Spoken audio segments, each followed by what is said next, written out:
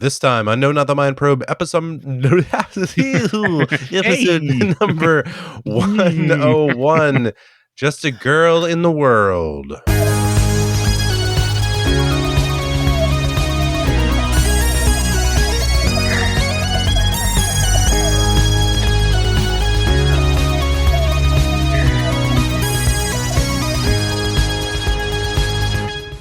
Welcome to No, Not the Mind Probe, which reflects how we're feeling here at Mind Probe headquarters this week. Yeah.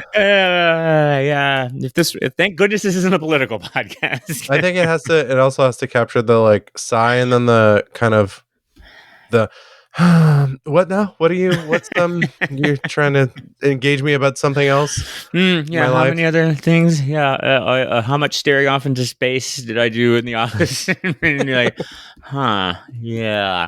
Maybe that's it. Is kind of the primary reaction to all of this. What it really is that if you remember back from 2016, a lot of the alt-right folks who were supporting Trump were really into the idea of that LOL nothing matters thing of like, it doesn't matter, like who cares, like none of this matters.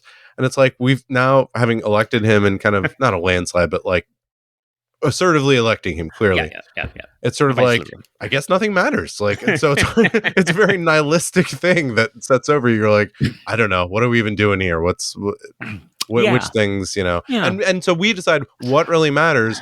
A podcast about Doctor Who, the hard-hitting stuff. That's what matters. Yeah, a podcast where we watch and rank the first 300 Doctor Who stories. That is what... Well, I don't think at this point we have our finger on the pulse of what the people want. So, no, maybe not. So it might as well be this. It might as well be this. And what they also want to know is what's my name. And my name is John Grant. And I'm a lifelong Doctor Who fan. I've been watching it for 40 years. And we're coming up, it's November. We're coming up on anniversary time for Doctor Who. That's right. And my name is Porter Mason. John's been asking me to watch Doctor Who for 28 years. And a few years ago, I caught the woke mind virus and I finally said yes. So each episode of No Not the Mind Probe, we look at 2 Doctor Who stories. We're going through the newer series that's 20 years old. The modern day a Doctor Who series in order. We're in the Peter Capaldi years. And then what John does, he acts as a Doctor Who sommelier, and he pairs the newer Whoer story with a classic story. John, what are we looking at this episode? All right, we're rocking it on into the Peter Capaldi era, in the final Clara season. Not to give anything away, but the final, seriously final Clara season. She's probably coming back this season with the new Doctor Who. Who knows? But for the moment, this is her final season. So we're heading into the medieval age, whatever it was, with the girl who died, the 12th Doctor and Clara, and the girl who died. So this one was a hard one to pair, I'm gonna be honest, and people may be looking at the chart, may have been like, huh? By the way, if you go to the website mindprobe.show, the watch order's finally updated, and so that'll give you the watch order through all first 300 episodes. That's right, exactly. Yes, and you will see that paired with this one is a first Doctor, Barbara, Ian, and Susan story, Marco Polo, and the link here is that in both stories there is a young girl who tells stories. So don't know how or when that came to me as the link. I'm gonna say it probably wasn't an easy one. This is maybe one of the last ones that I paired. So if you the thread that binds these 2 stories over 50 years apart is there's a girl who tells stories. All right, so why don't we get into recapping these things? We're going to start with the NuWho. So as we mentioned, this is series 9 of Doctor Who. We have the 12th Doctor. We have Clara. And this aired the 17th of October, 2015. This is a rare time where we're watching it the same season of year. 9 years ago, the day before my birthday. You've definitely watched it when it came out, right?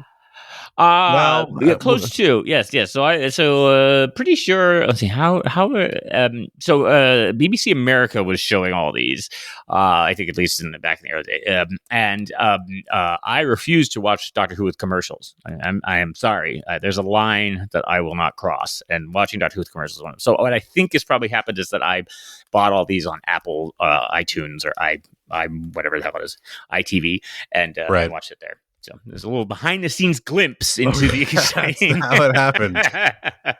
I 9 years ago was definitely not watching this. It was before my Who awakening. It's true.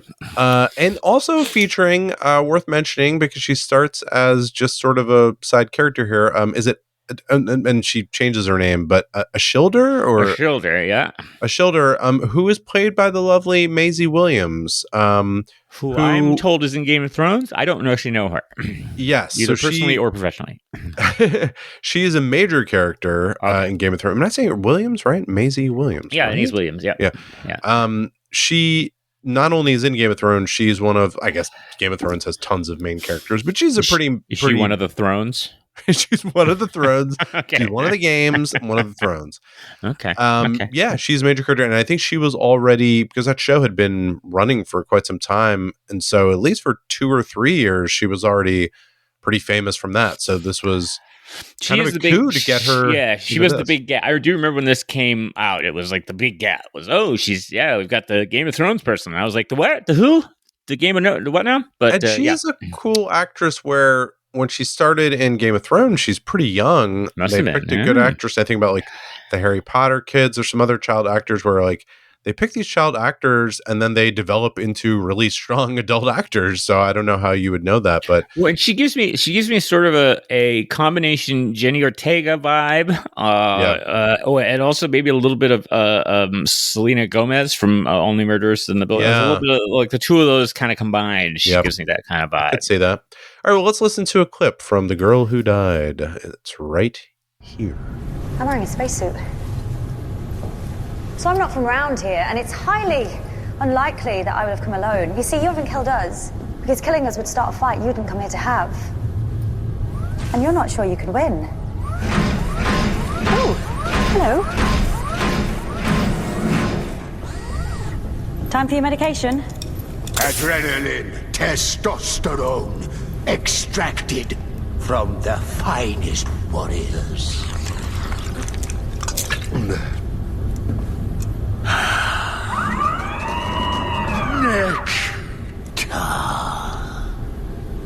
Okay. You mash up Vikings to make warrior juice. Nice. They what? Why play God? What is a god but the cattle's name for farmer? What is heaven but the gilded door of the abattoir? You're not a farmer.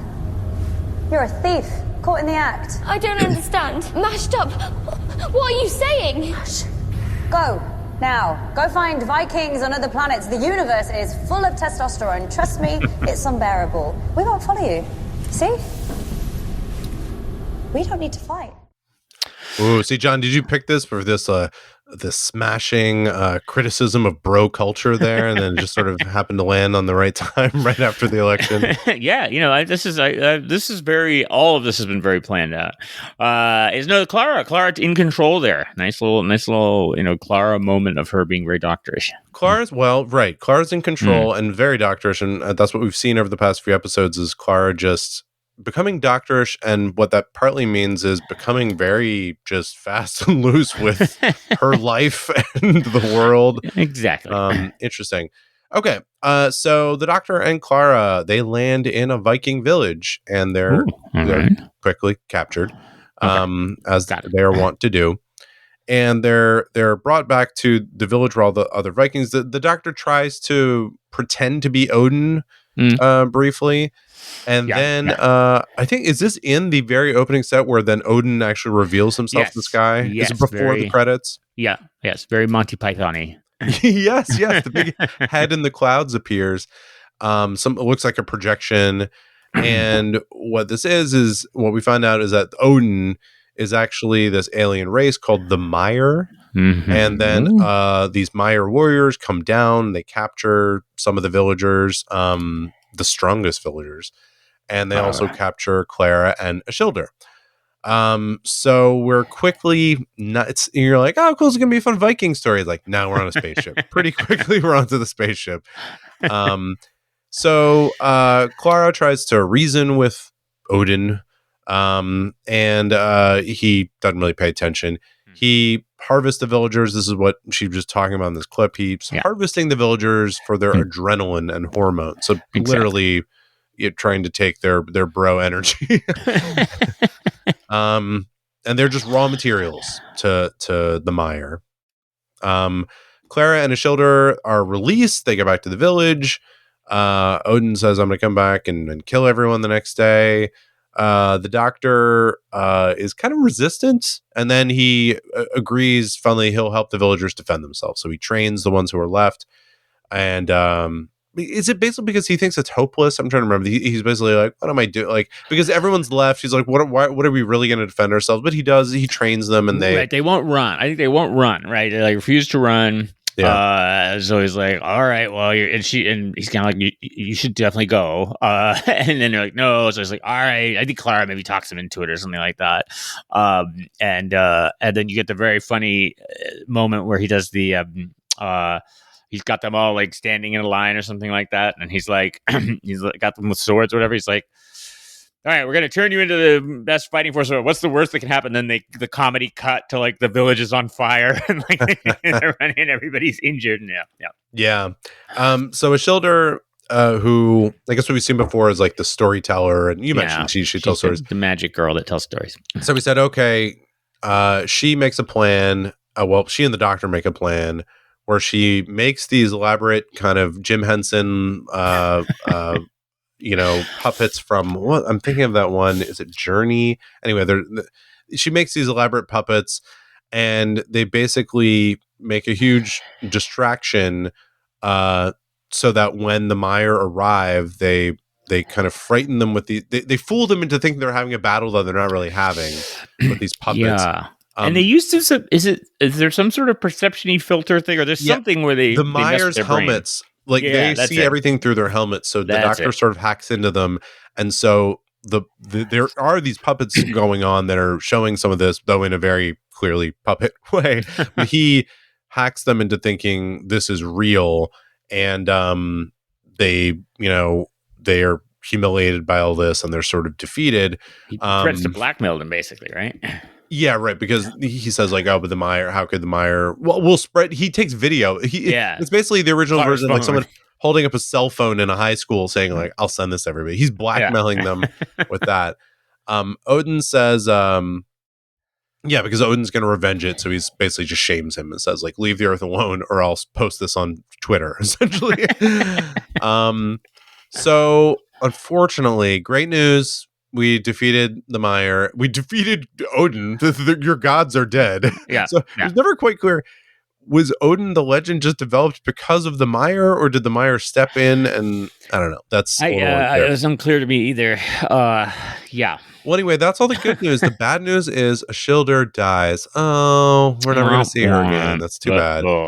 Because she was using that was part of the thing to get the illusion to be real for them. Ishildr's wearing the helmet, and her brain waves are literally like kind of powering the illusion into theirs. Yeah. Unfortunately, that kills her, and which will happen. Look, that'll happen. Right. Okay. You got to be ready to lose a kid to brain stuff. When you're making an omelet, you're gonna break some kids. Break a few kids. All right. So what the doctor does, and he's briefly conflicted. He does it in one of those moves where it's like he's having an argument with himself, where he's saying like, "I'm not supposed to do this, but maybe I should do this," and decides that he takes the mire, this very advanced technological race. He takes one of the chips that they have in them, which essentially gives them unlimited healing. It puts like nanobots into their body, and so that like anything that goes wrong with them, military healing stuff. Very much like the nanobots from the one with the gas mask story with Christopher Eccleston. Yeah. So it brings her back to life essentially, and makes her immortal. I guess, and I guess this is what he's arguing with himself about like, should I do this briefly, where he's like, I wouldn't normally do this because, and I feel like we've had moments like this with the doctor in the past where he said, they'll be like, help doctor, help her. And he'll say like, no, that's too much. I can't do this. And he decides in this case, no, I'm doing it. Mhm. Yeah, it's going to make her immortal. It's whatever. I'm tired of not doing stuff. So he does it, and he does give her another chip. And the point being was, I don't think he explains it to her, but he sort of just says to Clara later, like, she'll figure it out. But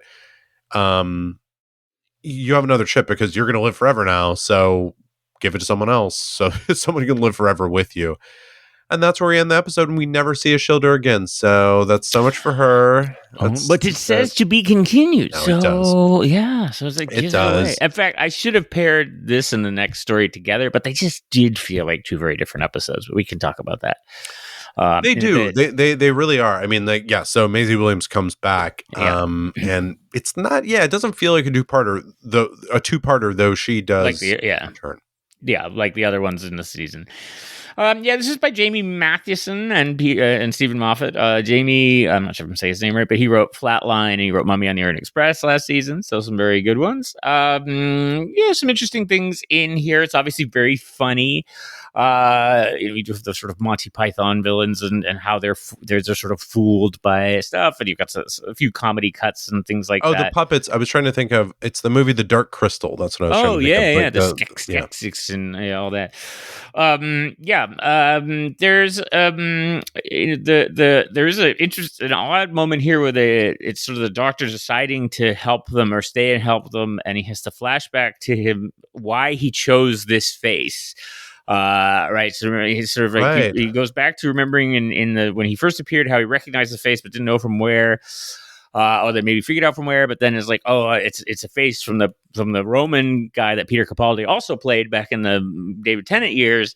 It's sort of like, oh, why did I choose 3 or 4 years before he becomes the doctor? Exactly. I was like, why would I choose this face? And then he's like, now I know why. It's to remind myself that I'm the doctor and I save people. And it's like, did you need to do that? Yeah, I thought this was like, I feel like that this feels like one of those moments that happened at 2 a.m. in the writer's room or whatever, and they're like, what if we did this? Whoa. And it doesn't feel like this rabbit out of the hat magic trick that maybe they want it to. And I think you could have just left this out. Yeah, I mean, it's like we just ignore it. If people look alike, who knows? But yes, they have to acknowledge somehow that it's the same actor, which is odd. And that also same kind of thing here. So they also mentioned briefly, and I forget in the context, but they mentioned the hybrid again, which Davros mentioned in the last episode, and which is clearly becoming the running theme of the season. And fine, again, knowing how this all turns out, even less fine, but fine. But it is, it's always, and I guess it's a challenge in a long running series that, I think we probably have to just ignore as an audience, but for whatever reason it catches me is, like, it always seems a little hollow to me introducing this, like, oh yes, this is an incredibly significant legend to the Time Lords, right? And everything else. It's like, funny, it's never been mentioned in 50 years of television until now, to then big it up, like, yeah, but like, this is like pretty formative stuff. Like, everybody talks, like, okay. So yeah, bigging up the hybrid story, moving on here. But and then of course, you have the ongoing Clara development of her sort of confidence building, her becoming more doctorish, which includes, and the clip I played includes a couple of things of this. Is like, she's on the ship confronting the Bonds, the bad guys, and she's like, oh yeah, all the Vikings were ground up, and Ashildr's like, wait, what? And then she's like, yeah, don't worry about it. And then she's like, she ignores in a very doctorish way the concerns that Ashildr has about her friends and family and whatever who've been killed by this thing. And so, it is that is the running theme of this season, is Clara sort of becoming more like him. And I think that's built up somewhat subtly or more skillfully than some of the other stuff in here. Well, it almost strikes me as that it's like she's having a bit of a psychotic break. Like, she's just slowly not really attached to what's going on around her. Like, it's almost like, and I think in a clever way, I don't mean like in a lazy way, it's obviously intentional, but it's like she's starting to realize she's on a TV show as this character, and she's just like, I don't know. None of this matters. Give it a whirl. Yeah, I think doesn't yeah. this one that even begins like it begins sort of in medias res in some other adventure that they're like running into the TARDIS from or something like that, and like they just barely escape with their lives, and she's like, "That's great. What's next?" And he's like, Yeah. "Oh, hey, maybe." Yeah. Which it is a thing that I do think about with these shows, which is, I mean, I don't want to speak for you, but for me, certainly. One almost being killed moment would probably be it. Like if I were about to be dropped into a fire pit by the tribe that is captured and is tormenting me, and I was rescued at the last minute, I'd be like, okay, I think we're done. I mean, but I will contrast. Let's back to politics. Donald Trump was grazed by a bullet, and it appeared to have no effect on him whatsoever. So maybe that's the true hero is we all need to emulate. But yes, a funny, entertaining story. I be honest, I don't remember much about it, even after having seen it several times now. Well, why don't we move on to our classic episode? This is Marco Polo, the fourth Doctor Who story ever. This is season 1. So we got the first Doctor, and then we still have Susan, Ian, and Barbara. We have the original crew. This is it. This was in 22nd of February through the 4th of April. So right, because it was a 7-parter. Yeah, it was. 7-parter, 1964. I should say, and this was the second historical because the Aztecs had already happened, right? No. So this was Edge of Destruction. I'm sorry. The very first one was, I guess, historical because it's the cave people. This is the first celebrity the first historical that takes place somewhere where people know the history, right? And obviously you have a big figure like Marco Polo because it's Unearthly Child, the Daleks. Then Edge of Destruction, the Marco Polo. Yeah. Okay, well, anyway, let's take a clip. This is going to be a 7-part clip, so I'll play the first. 3.5 hours from now, we should be Here's a clip of Marco Polo. Winning, my love? One wins, one loses, my dear. The great crown is far too modest, milady. You're not wagering, are you? You know how it affects your gout. How charming. Charming indeed. And yet, there are moments, old friend, when we wish our character were more like that of our lamented grandfather, Genghis. Did you hear of him? Genghis Khan? No, I didn't meet him. But I have heard of him, yes. Oh, he was the warrior in the family. Nothing frightened him. We are the planner, the statistician, and the administrator. Oh, she will be furious with me when she finds out what I have lost. Oh, then you've lost nothing, sir. No. These are debts of honor. Well, one more game, then, and if you win, you can take it all back again. And if you win? Well, Marco Polo has taken away my caravan and given it to you, sir. If I win, perhaps I could have my caravan back again. No, not that. No, take something else. The island of Sumatra. No, we can't give you Marco's gift. We haven't even seen it yet. But none of this is important to me, sir. You see, win or lose, you can have it all back again. If I win, my TARDIS comes back to me. Let's play at that stake. All right. An exciting backgammon match. Kubla Khan. Yeah, Kubla Khan and the first Doctor. And so, we'll go through it, but you can tell, being this the first historical epic, I feel like it feels like this is the first of them engaging a bunch of other BBC actors, be like, come on, this is gonna be fun, guys. Like, well, you get to play these things, and you can be Kubla Khan, you're gonna be Marco Polo. It's gonna be fun. Let's all put our costumes on. Like, we'll have a good time. Well, I do think not like, this is our weird science fiction show off in the corner. Yeah. Well, and it's BBC costume. So notoriously, those who remember it, and even the actors. This is one of the actors' favorite stories. Described as like the sets were amazing and the costumes were because the BBC can do historical costume drama, right? Like one even set in China, and then the guy who plays Marco Polo, I believe the actor's name is Mark Eden, and he was probably the biggest guest star Yeah, to appear on, like, he was I think he was probably well known on TV, and like, so he would have been somebody that everyone was just like, oh yeah, that guy. Okay, so yeah, it was definitely sort of the first big flagship story. Oh, interesting. Okay, so I'll go through. I mean, it's 7 episodes, so I'm probably not going to hit everything here, but TARDIS lands in the Himalayas. We mentioned it's Dr. Susan, Ian, Barbara. They're discovered by Marco Polo. He's just discovering things left he and just right. can't help himself. And his, he has his little caravan. He is on his way to meet Kublai Khan in Peking at the time. It was called. Polo is fascinated by the TARDIS. He thinks it's a magical flying caravan, and he says he's going to take it with him as a gift for Kublai Khan. And he hopes, this will win him favor with Kublai Khan and make sure he gets his return back to Venice. And so the Doctor and everybody, they're left without the ship, and they have to kind of just join up and go across Asia with them. So Susan then befriends this young girl, Ping Cho, who we mentioned is kind of the link here. She's also on her way to Peking for an arranged marriage to this old dude. Yeah. This is a creepy arranged marriage, and who is in Kublai Khan's court. And so Susan's talking to him. The Dr. Ian and Barbara, they're having girl time. They're having girl talk. A lot of girl talk.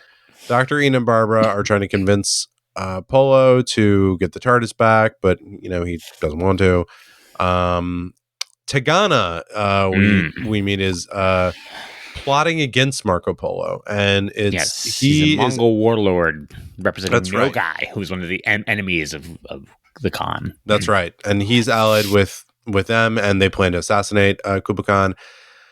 Tagana tries to sabotage a caravan. He steals water, messes with supplies. He tries to take the TARDIS keys. There's a lot of sneaking back and forth to the TARDIS and trying to get the keys, and the Doctor fighting over the caravan. There's this wonderful episode where the Doctor's just sulking in his room and won't come out because he's mad because he can't get to the key. Tagana's also trying to manipulate Marco Polo to make him suspicious of the Doctor and who they really are, and they eventually they play Polo with a surprising amount of they certainly don't play him as a stereotypical villain. I mean, not that Polo is a villain, but they keep sneaking to the TARDIS and trying to get away and trying to steal stuff. And he's like, you guys need to stop. And at one point he's like, hey, you're gonna stop doing it? And Ian's like, no, we're gonna keep trying to do it. And he's like, all right, well, and you have to sit in this room. You can't be in the same room with these people. He could have just killed them at the beginning. Right. He could have. Here, I'll take this caravan. But so it makes him a complex character with a little bit of honor, which is kind of nice. So they reach the court, as we kind of heard in that clip. The Doctor, he bonds with Kublai Khan, over being old, who is very fascinated by. Yeah, they're both old. So right, we have Susan and Ping Cho and the Doctor and Kublai Khan, young and old. They're just with each other. The Doctor, we just heard, wagers the TARDIS in a game of backgammon. So then Tagana's plot is finally coming together. Ping Cho, desperate to escape from getting married, and she wants to help her friends. She lets Susan and Ian know about Tagana's plans, and they expose Tagana right as he's about to attack the Khan. Tagana's defeated, and now Marco Polo understands, more about the Doctor and that he's out to help. He's sort of like, well, I owe you. You did. I give the TARDIS back to you. Yeah, gives the TARDIS back. And then they say goodbye, and they're like, say goodbye to Polo and Ping Cho. Ping Cho's just now in Peking, so I guess, but at least she's not getting married. I don't know. Yeah, the guy died, right? I think her husband hurt. Died. And then Marco Polo isn't really. He's not left as an enemy. He's I see what you're he's the antagonist to the Doctor at the beginning, sort of taking him along for the ride, but he's just sort of there. He's got his own agenda, and he's like, also, I don't know you people from anyone. And so I don't know what I have to say for this. The costumes are great, and there's always good acting in these older ones, especially these really early seasons. But as you know, I never really enjoy a 6-parter. This is a 7-parter, and just not that much is going on. It's not I don't know. It's taken such a long time. It was sorry. This is important to say. This has some missing episodes too. All of them are missing. Yeah. Yeah. They were all missing? Gone. Yeah, all 7 are gone. Yeah. Yeah, I guess that's right. I watched them all. So I watched them all. That's right. I'm sorry. On the YouTube? Because I'm mixing this up because I watched them a mix of telesnaps and there's some I watched a wild CGI recreation one. And I just find that really hard to pay attention to. So it's hard for me to really judge. So I could see some, like, that's what I'm saying, the costumes, because I saw in the telesnaps, like, it's nice. Yeah. But that's a real struggle. It's a real struggle when they're all missing. Like, somehow it is nice when you get the one episode, but so I hate to hold that against it, but I don't know. You have more experience listening to like the audio episodes too, so maybe you can more get into this one. Yeah, this one actually works for me because I think because it is very dense, a lot of dialogue, and so I listened to just the plain audio version with the narration that I believe William Russell, I think it's Ian, narrates the story. It comes off very much like an old radio show. And so I enjoy it. I did listen to it like in two parts per day at the gym, because I go to the gym. I work out, whatever. It's no big deal.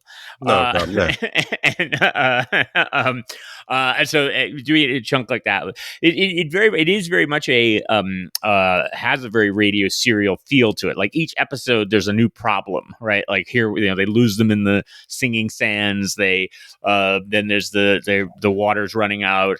The bandits are coming to get them, and then there's at the court of it is a sort of progression of things. This is by John Lucarati, who also did the Aztecs. Is also the most blatant. One of the early mandates of Doctor Who was it was going to be educational, and so this has a lot of very blatant educate. Ian explaining that the water doesn't boils at a lower temperature because the pressure is less at a higher altitude, and the origin of chess. Shamat as the king is gone, and the story of the assassins, the Hashashin. Like, there's all of this history stuff that's sort of very blatantly just like shoved in to be like, hey kids, learn this. And even that little thing about Kublai Khan comparing himself to Genghis Khan and stuff like that. But yeah, it works. It works fairly well for me. It's another one of the stories that I have a feeling. Well, so it's one of the most missed lost stories that they have all these surveys of what would you like to see come back, and everybody's like, we really would like to see Marco Polo. Like, it seems like it's an amazing story. It's the first missing story in order. But it's another one that, like the Daleks, is really ambitious. Like, they're like, they're like in a tiny studio, and they're like, yeah, we're just gonna do, Marco Polo crossing the Gobi Desert and going to, Peking in the 12th century. Whatever, no big deal, we can do it. And they do it. And so apparently the way they did it in this show was they basically just kept stopping at these way stations, and basically they just used the same set and just made it more elaborate the closer they got to Peking, right? It would make sense, right? The closer you are to the major hub, the more, fancy it would be or whatever. And so, again, pretty ambitious to be like, yeah, we're going to just do this on no budget, in a half an hour live recording. Yeah. But yeah, it is. I mean, it's definitely so. This is, how's your Susan experience on this one? She's definitely fine. Got some moments. It was okay. I honestly think I disliked her most in The Unearthly Child, like just right off the bat. Well, when she's weirdest, so that makes sense. Yeah.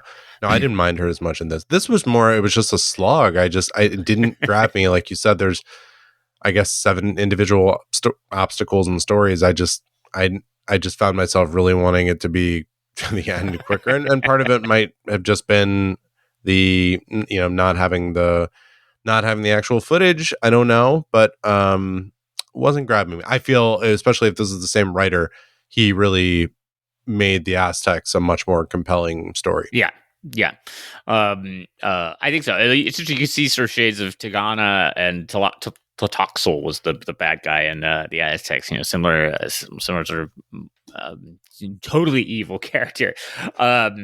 It's an interesting story. But yeah, maybe it works best as an old-timey radio serial. I'm just a theme in the world. That's all that they'll let me be. Yeah, I'm just a theme, a little me. I am something that threads throughout the story. Yeah, I'm just a theme. Oh, what can I be? I'm also threaded through civilization.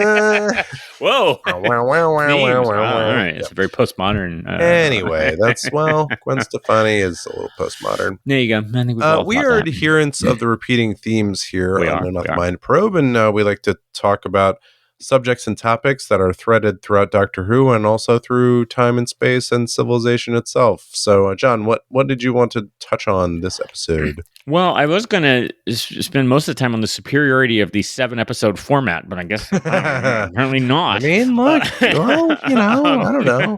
That's No, my let's opinion. talk. It's let's one man's talk- opinion. Let's talk. Yes, but an important one. Let's talk real history versus fake history, in a sense. But these are two stories that both take place in history. Although in a time travel show, it's all history, but for some reason, the future stuff doesn't matter. Quite much. Get into that. Which is more interesting to you? The stories that take place in a real historical context, where you know, or at least somebody knows what's supposed to happen and who these people are. And this Marco Polo could not have ended with Marco Polo being killed by Tigana, right? I think that was definitely not going to happen.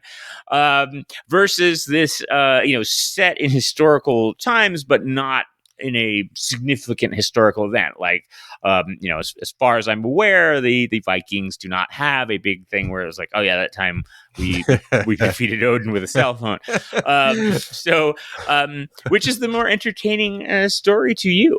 Well, if we're talking about Doctor Who, we are, right? Wait, are we?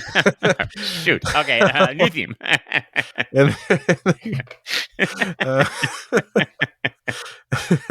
don't know why that tickled me. In Doctor Who stories, I greatly prefer the true to the time period and all that, but doesn't contain historical figures. Okay. I think. Okay. But that's not the case in general in art, because I in fact really enjoy television shows and movies that are, if they're good, depictions of real events. So, for example, I just rewatched the John Adams miniseries on HBO a few months back. I love the show The Crown. There's the movie Lincoln. So these are all like real events, and you can say in all cases, I'm sure they're rounding off the edges of some things or combining events in different order that didn't exactly happen, but whatever. I love it. I love watching that. I think it's a cool way to take in history, as long as you do understand, like, yes, well, sometimes John Adams walked out of one room and into the other, and those things happened actually 2 years apart, but for the purposes of the show, we did it like that. I love all that stuff. I think that stuff mixed into Doctor Who becomes less interesting to me, because they have to add in, like, they kind of mix in events from the actual timeline and then throw in weird doctor stuff, and it just feels hokey to me. There are exceptions. I mean, some of the best episodes have been those. The Queen Elizabeth werewolf one, Victoria, Susan Claw, David anyway, Tennant, Queen and the Werewolf, that was great. And then the Vincent Van Gogh one was a great episode. So it's not to say they can't work, but I feel like they're tricky to pull off. Whereas the ones that are just set in a time period and done really accurately to that time period, I'm usually always in. Like, I'm always for that. And so yeah, the Marco Polo, so the Viking one worked a little better for me than the Marco Polo one in this particular case, but I would say in general, I'm always, the ones that just sort of take place in a time period, I'm more in on. Yeah, I think that it's the ones that are set around true events and events that people know reasonably well, or did you know this? So they're very limiting. Obviously, you can't. Obviously, there are certain characters have to survive. They can't be killed. Right. Certain things have to happen. And so you're sort of getting to an end point. It's harder to put your main characters in jeopardy. And I think Doctor Who's always kind of had a rule, for the most part, with a few exceptions. And I think this is a good rule, which is don't undercut especially real historical achievements by being like, oh, the Doctor actually did that. Right. That would be like weird. Don't make it. And so it's coming up in a couple seasons, an episode set called Rosa, that's about Rosa Parks, that's set in the South, around her not giving up her seat on the bus, and she's a Dalek. No, just kidding. And we'll get to it. They do a very good job, because everybody's kind of watching like, and then they do a very good job. But that was very like, you couldn't have been like, yeah, the only reason she does it is because the Doctor like hypnotizes her, or uses her sonic to keep her on the seat. I don't know, you can't have the Doctor be the cause of it and take away. We have like historical agency. Martin Luther King and the Lincoln Memorial going like, I have a Doctor like, dream. So yeah, that's somewhat limiting. I like the first time I like the stories that are them swept up in history and just trying to get out. Like they know what's coming. You can milk a lot of suspense on. Well, like we know what's Pompeii, coming. We know what's coming, and they got to get out of here. Like, they can't be part of this.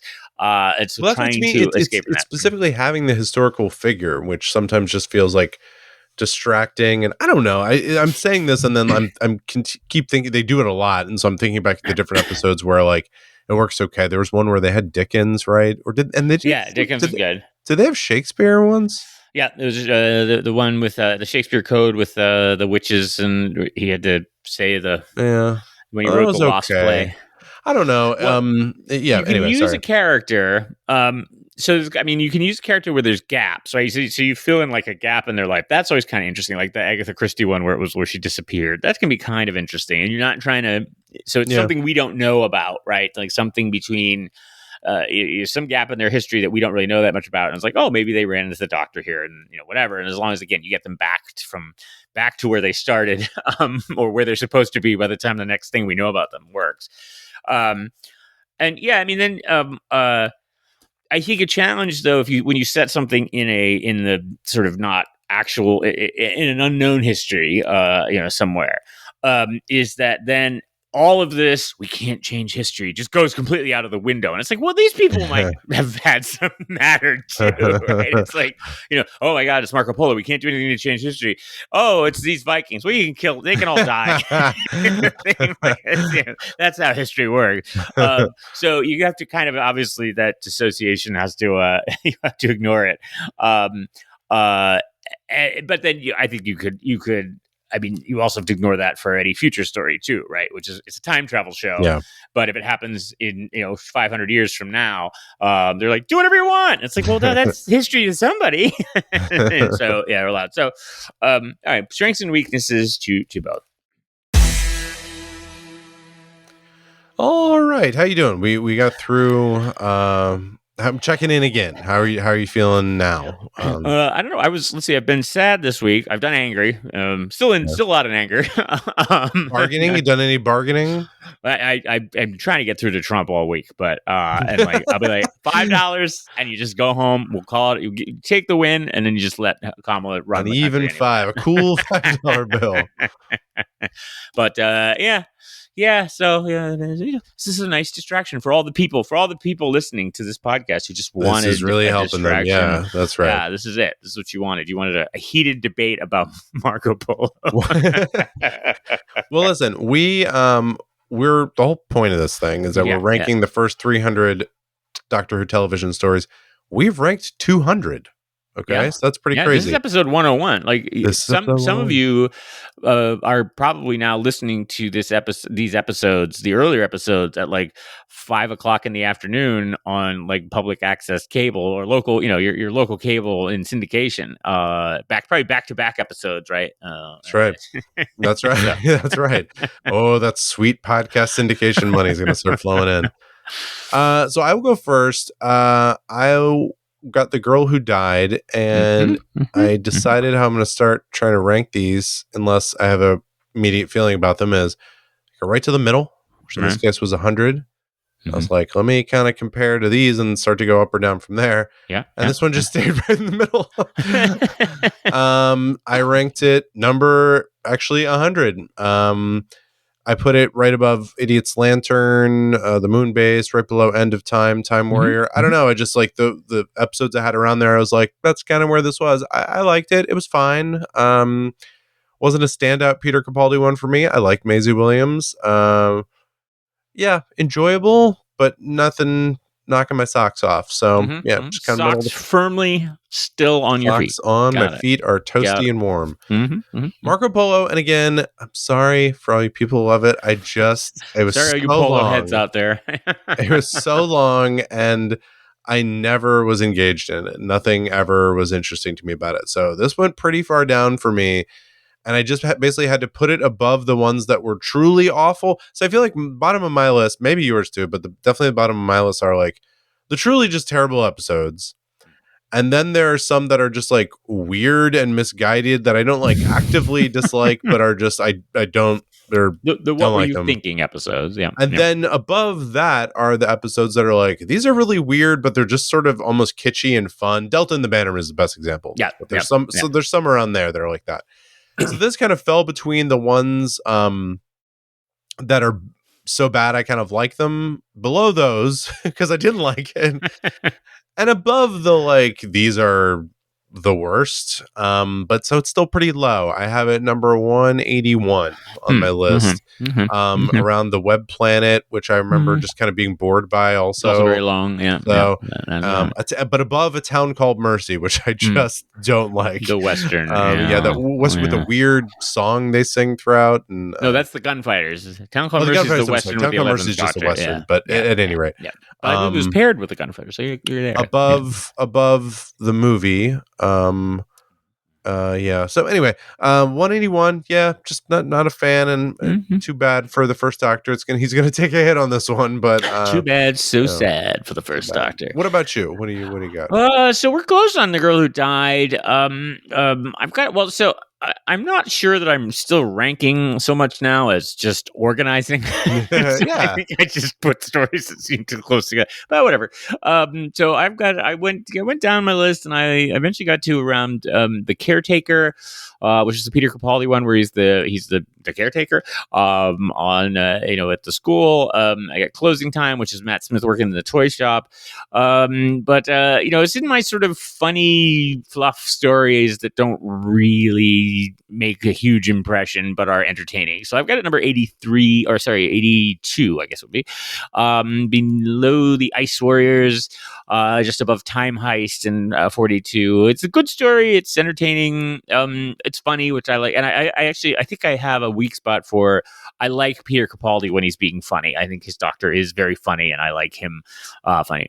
We disagree on the Marco Polo. I've got that up. I do have a sense of that as a classic, and I do like historical stories, and I do like the ones that you're deeply invested in. I mean, I don't know that I could sit down and just do all 7 episodes in one go. So I did spread them out. Maybe that helps. So I've got it at number 28. Right around The Crusade, which is I think a very similar story, but shorter. Right below The Crusade, above The Name of the Doctor, Image of the Fendal. It's definitely my solid classics section, or on the tail end, really, of my solid classics section. So. Well, listen, our individual rankings, it's all just grist for the mill here to go into the supercomputer and get the final ranking, and they end up basically pretty similar. So The Girl Who Died ends up at 94, and Marco Polo ends up at 107. There you go. Tied with the Highlanders. All right. So the last of the first historical tied with the very last pure historical. Right. How about that? So Doctor Who magazine, the grand rankings. They have the girl who died way down at number 27 of 35. So definitely in the lower quadrant of the Peter Capaldi stories. Right near below Into the Dalek, above Robot of Sherwood are the two. Probably quite similar to Robot of Sherwood, which is the I was Robin going to say Hood it's one. very similar. Yeah. I kind of enjoyed the Robin Hood one a little more, but they're very similar. Yeah. Marco Polo is up there on the first Doctor stories, number 7 of 29 first Doctor stories, just below the 10th planet, which I don't think we've seen yet, the War Machines, which we have seen above the War Machines around the Romans. But yeah, I think this one is an interesting one because it's a lost story, and this happens with a lot of these Doctor Who stories. For a lot of people, the reputation is what other people have said the reputation is. It's like other people saw it, the cast really loved it, so I think that bumps it up for a lot of people. And it'd be interesting, one of those ones that, like, if it were ever fully discovered, either everybody would be like, "Oh my god, it's everything we thought it would be and more," or people would be like, it was better left undiscovered. So it may be coasting a little bit that reputation, but number 7. Yeah. All right.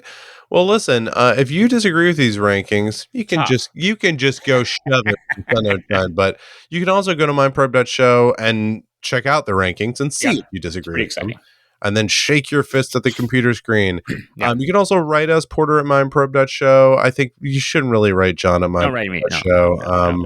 But you could write Porter at mindprobe.show and give me thoughts.